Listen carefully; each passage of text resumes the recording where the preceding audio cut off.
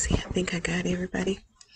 All right. Well, hello, everyone, and welcome to Mommy Mondays. Um, I'm super excited to have the opportunity to come be with you guys one more time. I know for the past two Mondays, I have had guests. But today it's just me. Is that okay? When I first, the first two was me. The last two, I had a guest. So this time around, I am, it's gonna be just me, and hopefully that's okay. But either way, I am super excited. Just because this Mommy Monday went a lot better than other most mommy. Oh wait, I'm talking. Hold on. Let's go back. Mm, let's do. I gotta do my little song. So here we go. Mommy Mondays. Go and grab yourself a little snack so we can have ourselves a little chat now. Mommy Mondays. Okay, so there we go. Little slogan and all. Just a little something. It's nothing spectacular. Okay, I am in my closet per usual, and just going to talk about a few things that have occurred within this week and kind of how I felt. This past week was a rough week. Hello, everyone, as you're coming in. This past week was a rough week. I think that the latter portion, I don't know how you guys feel. Some people are like, oh, Mondays are really rough. In the past couple Mondays for me had really been kind of tough getting ready to try to get on air and trying to get everything together to, do the show and everything and trying to, get the kids together. It was just always so overwhelming. But today was the best pre Mommy Monday that I've ever had. My husband was off today, and so he was just so involved, and I actually just enjoyed just kind of sitting with him and relaxing with him. I made sure I scheduled time today to be with him. So many times when we have our spouses, they're in the house with us and we live with them and we're together, but are we with them? Like, are you being with them? So I just took some time to make sure I was with him today and love on him and have some opportunity to just kind of love on each other, just mainly because you know in a marriage, once you've been with a person for a while, you have to make sure you are constantly learning what it is that they're liking all over again, because we're human beings and we change all the time. Okay, so for me, the past couple of Mommy Mondays has been so hectic that I didn't even want to do the show. Like, I was just like, it's too much going on. I don't want to do it. I don't have time or whatever. It's just I'm overwhelmed. And really, that's what Mommy Mondays is all about, is having an opportunity to kind of, a lot of people might think Mommy Mondays is for you guys, but Mommy Mondays is really for me. It gives me an opportunity to talk, get some things out, and share just a little bit so that I'm not holding on to the week before. I think so many times we hold on to things and we don't let them go, and that most definitely can have an effect on us over time. So um, I think that, one of the things that, people have to really be cognitive of is the fact that when you're doing something um, for yourself or for anybody else, it's important to be able to kind of take that time out. So, anyway, one of the things that I really wanted to talk about today was virtual learning. I know that, we're kind of almost to Thanksgiving, And hey mom. um I know that we are almost into the what November portion of the school year, and one of the things that a lot of people are starting to kind of fizzling out is the virtual learning. People, I think I talked about this maybe on my first or second time doing Mommy Mondays. If you have a parent or you have a friend that's a parent that's dealing with virtual learning, or that has a child that's supposed to be doing the virtual learning or participating in that virtual learning in any way, for you to check on them and see how they're doing.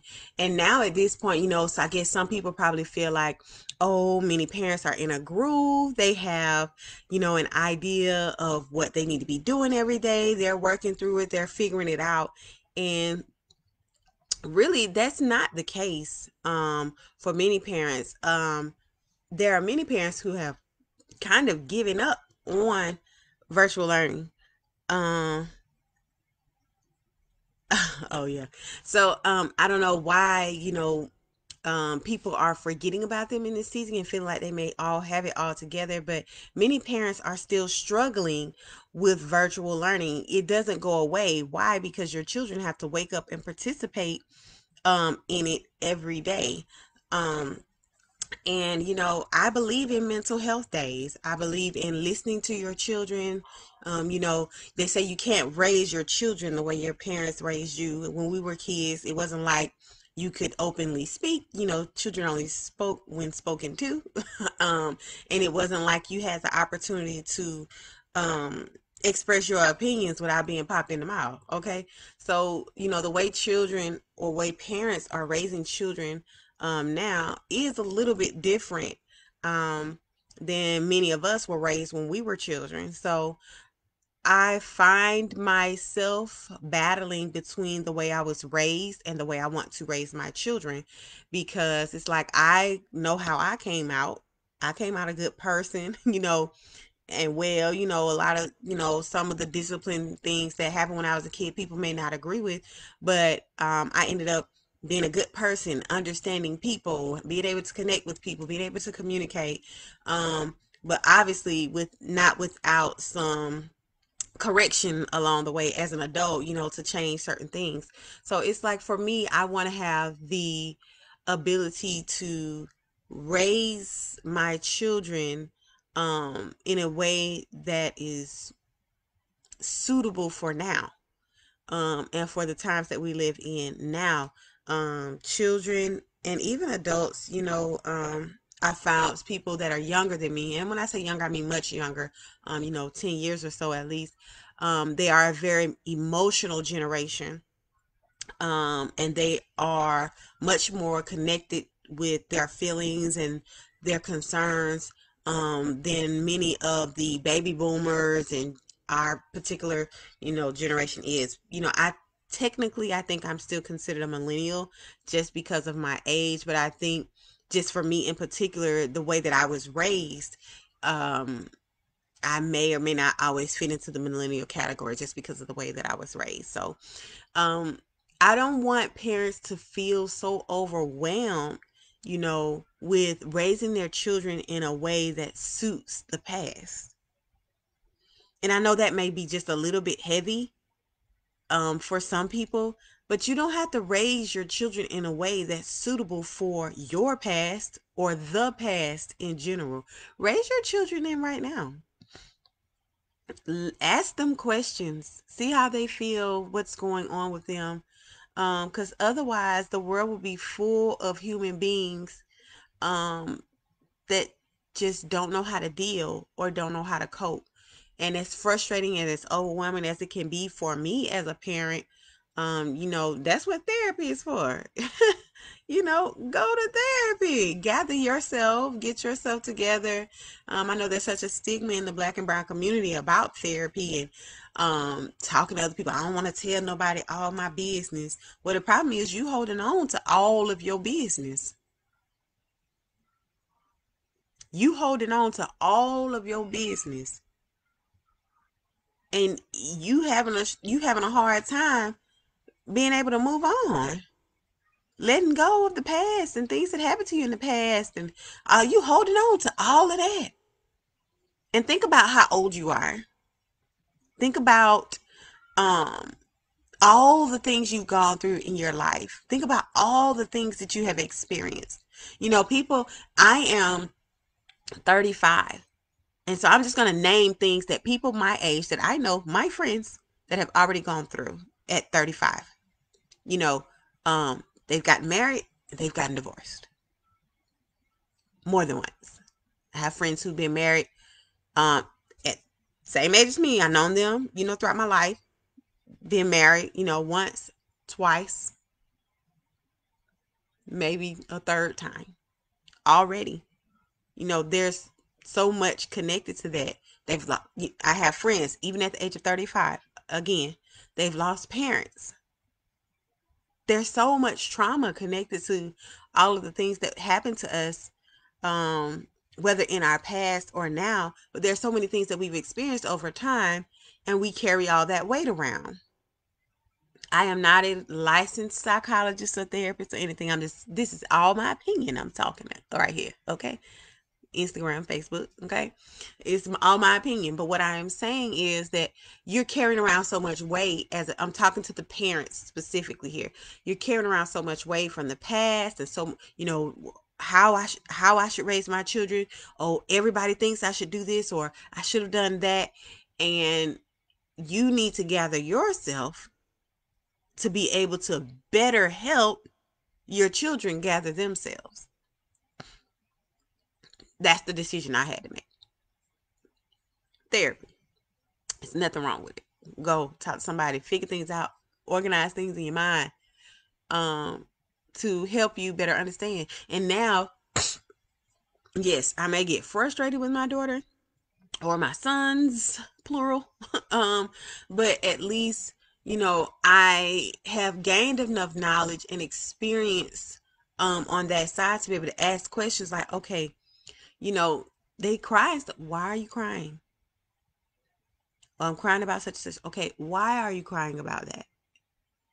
Because in our mind, it may be so simple. Why are you crying about a crayon? Or why are you crying about a pencil? Or why are you crying about, this particular thing? And they will tell you they're children. Children are some of the most honest. Ah, children are some of the most honest human beings in the world. They're honest even when you don't want them to be. Okay? Any parent knows your children will tell your business with the quickness. Okay?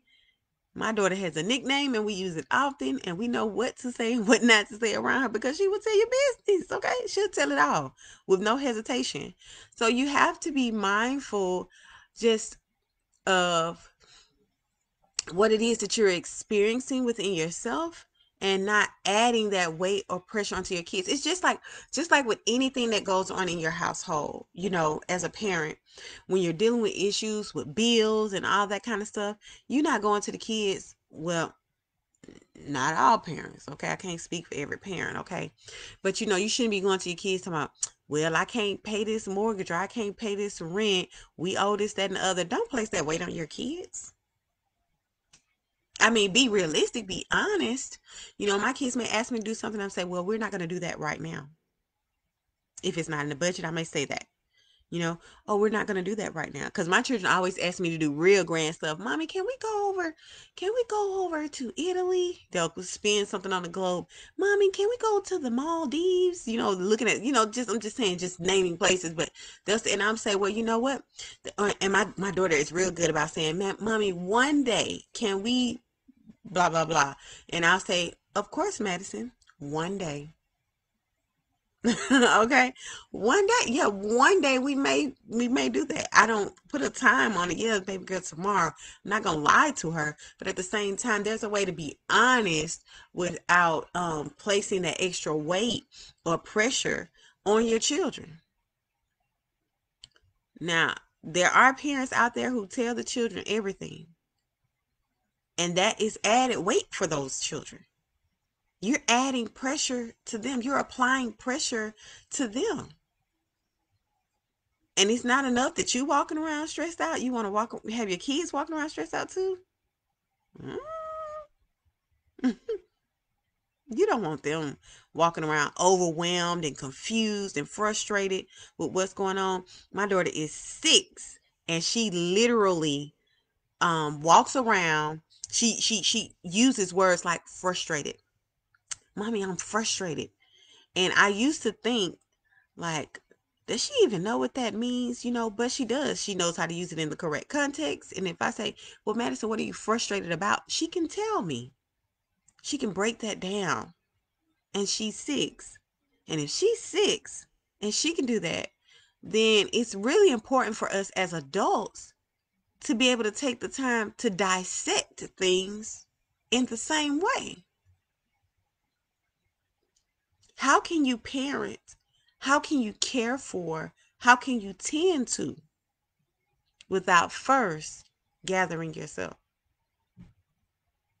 And I'm not talking to y'all. I'm just in my closet talking to myself. Just talking to myself, because as parents, we get so overwhelmed. And a lot of times, that pressure or that weight that we're feeling is self-applied. Self-applied pressure. What do I mean by that? Um, we trying to keep up with what our friends are doing. We're trying to keep up with that whole phrase of keeping up with the Joneses. Why? So and so are doing this for their kids. I need to do it for mine. Why? Why don't you spend some time talking with your own child to figure out what it is that they need? What is it that your own child needs? When you see your child walking here to there, participating, engaging in, what is it that they want? What is it that they want to experience? If you're not taking the time to figure out how to tend to care for your own child, then what does it mean to take elements of the way another person cares for theirs? Because that may not fit the mold for your child. It's kind of like parents. It's not called a helicopter parent. I can't think of the name of it right now. But when parents, when they say live vicariously through you, a mom who was a dancer, I was a dancer. I started dancing at 5. And so it's like, oh, you want to place that pressure. I never did. My daughter decided she wanted to dance on her own. She just had it in her bones. Hey, she had it in her bones. She just wanted to dance. We said, okay. But at the same time, when she said, Mommy, I'm done, I don't want to do this, I had to say, okay. I couldn't say, nah, baby girl, you going to keep doing this. She played the piano. I let her try whatever she wants. Now it's the season at this age, at the young age, so let them dibble and dabble in a little bit of everything so they can figure out what they like. Then she said, oh, you know what? I like to tumble. I want to tumble. I said, okay, baby girl, let's go. It's like I have a rule. If mommy has paid for something, you will do it as long as it's been paid for. Like my son, he decided he wanted to do karate. We had to do a year contract. Oh, you doing karate for a year? And it was plenty of times he was like, I don't want to do karate anymore. We said, well, that's fine. Once your contract is up, once the agreement is over, then now you can do something else. Self-applied pressure. Oh, I'm in your business, Miss Ivy.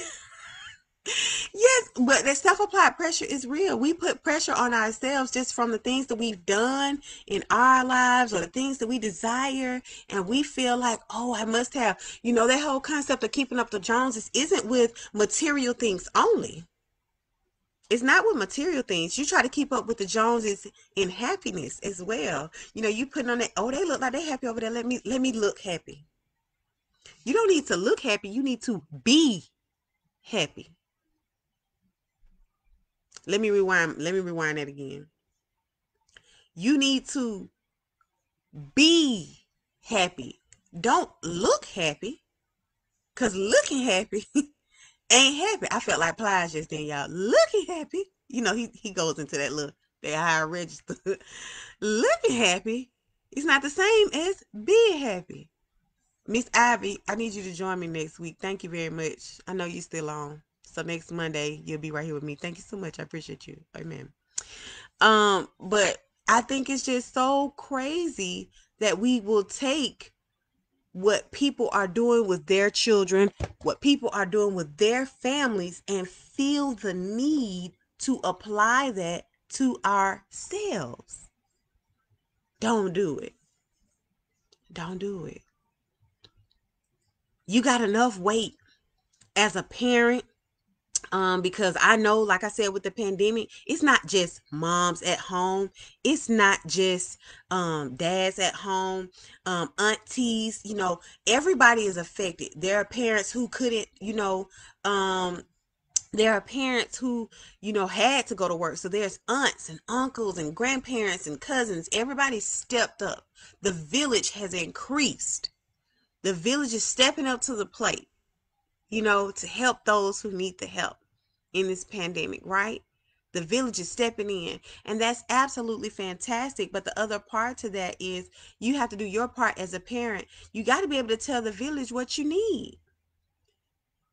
When the village is stepping up, you got to be able to tell them. It's kind of like, I like football. I don't know all the ins and outs and details, but I watch enough to know just a little bit because my husband is like a sports fanatic. But this is the thing: when everybody, when the team get on the field, 12 men, right?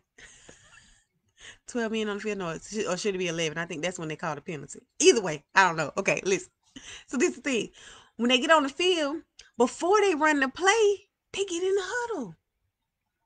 It's a team effort, right? It's a team. It's a group of people. It's a village of people helping.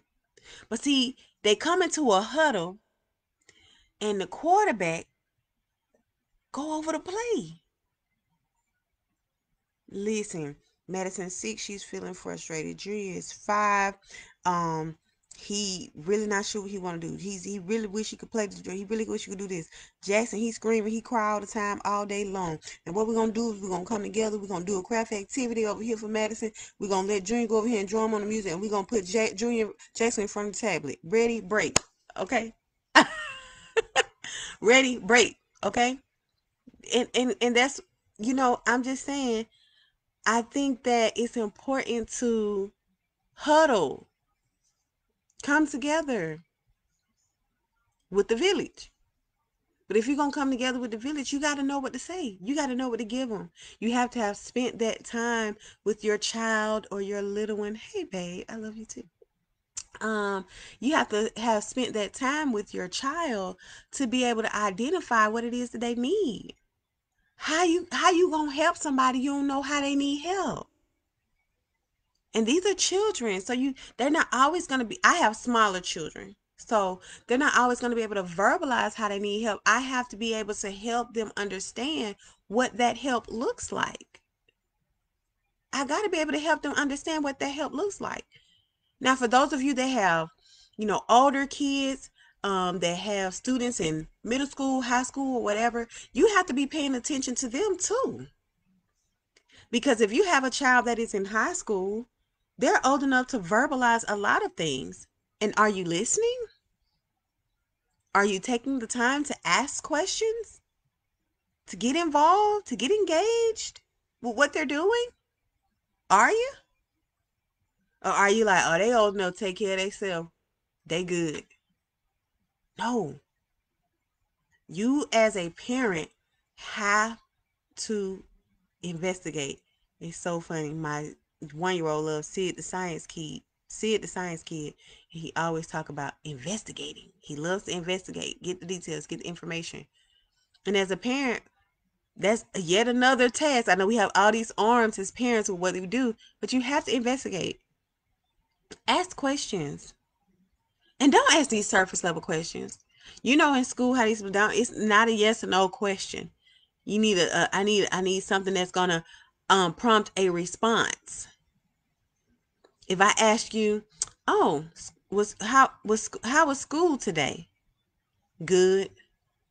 Oh, okay, no. So tell me about something new that happened today.